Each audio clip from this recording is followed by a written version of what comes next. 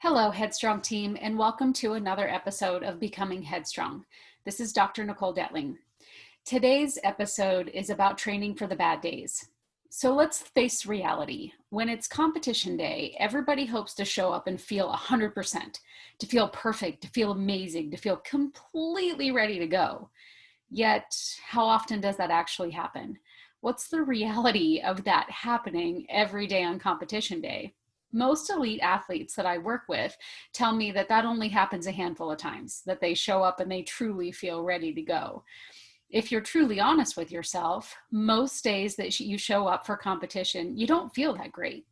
You were tired. You didn't sleep well the night before. Maybe you got some muscle aches or pains, or maybe even you don't have confidence in your equipment or confidence in your teammates or your coaches, or there's just something. There's something that is not quite feeling right.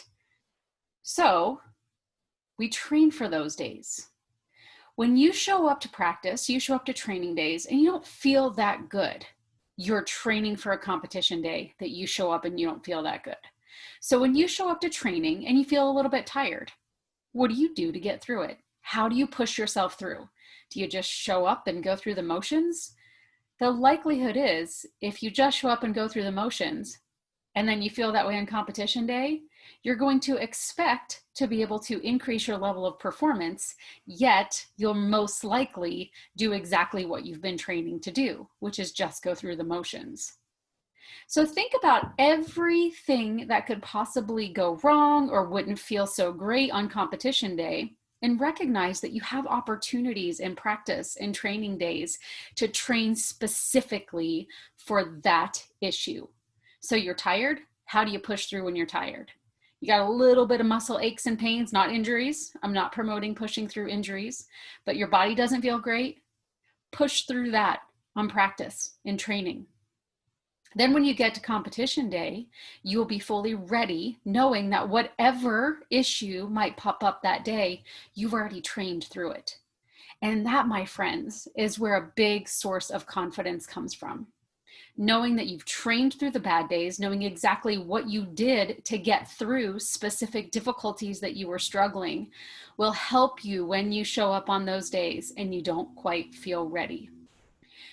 So one of my mentors who passed away way too young, good friend of mine, Dr. Ken Reviza, used to always say, have a good crappy day. And he didn't use the word crappy, but given that this is a podcast and we want these episodes to be available for everyone, we'll just say have a good crappy day. So how do you have a good crappy day or a good bad day? If you're having a bad day, how can you have the best bad day possible? Chances are when you show up on competition days, you're going to be having a bad day. Something's not quite right. Train for it. Do your best to put yourself in a situation to get the best that you can give, to get the best that you can get from yourself, from your effort, from your performance, even when you don't feel tip-top, even when you don't feel like everything is going to go your way. That's what we train for. That's what training is all about. So start thinking differently, change your mindset when it comes to training and when you just don't feel like it and when you're struggling, and recognize that that specific day will prepare you for a competition day when you show up and you don't exactly feel great. Thanks so much for being here with us today. Remember to follow us on Facebook, Instagram, and Twitter at HeadStrong Team. You can check us out at headstrongconsulting.com. We would love it if you would rate the podcast, leave a review, give us a like, all of that stuff. We're just really glad you're here with us. Thanks so much for joining and have a great day.